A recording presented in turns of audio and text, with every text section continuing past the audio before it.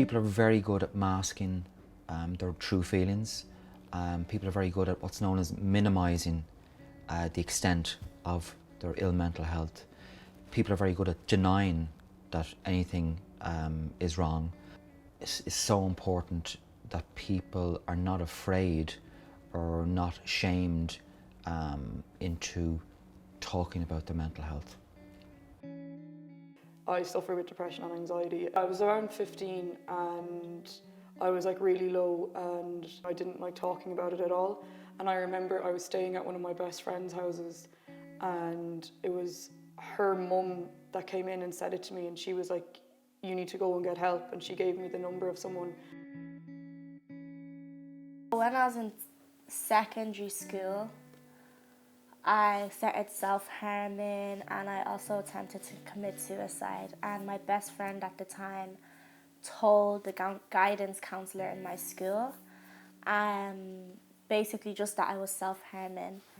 And after that, the guidance counsellor called my mom, and then they organised for me to start like getting counselling. I finally felt like I could talk about it. Now, like, I would feel sad sometimes and feel like I am at my lowest point sometimes, but it's not to the extent that it was back then, because I understand that back then I was able to get through it, so that's just what keeps me going now.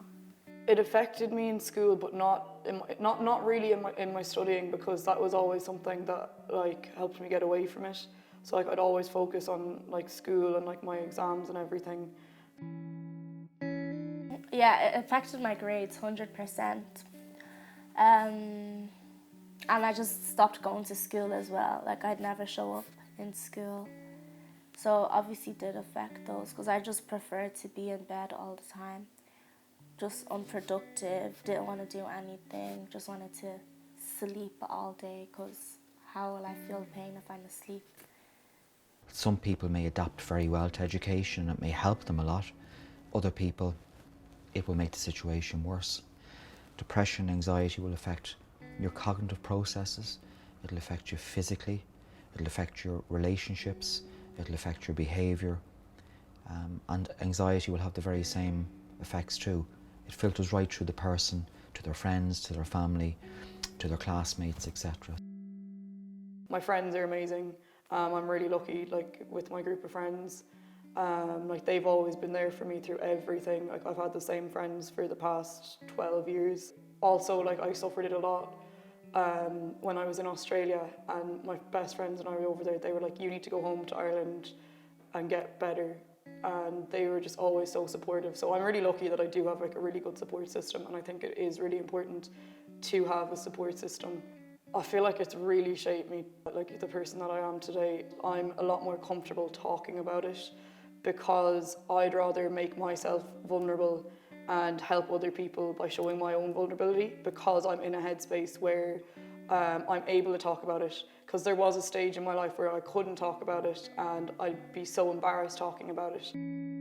I feel like if it wasn't for my friend helping me with that, and my mum being understanding, because obviously there is a stigma against, mental health in the Black community. So I feel like if it wasn't for me getting my counselling, I wouldn't be here.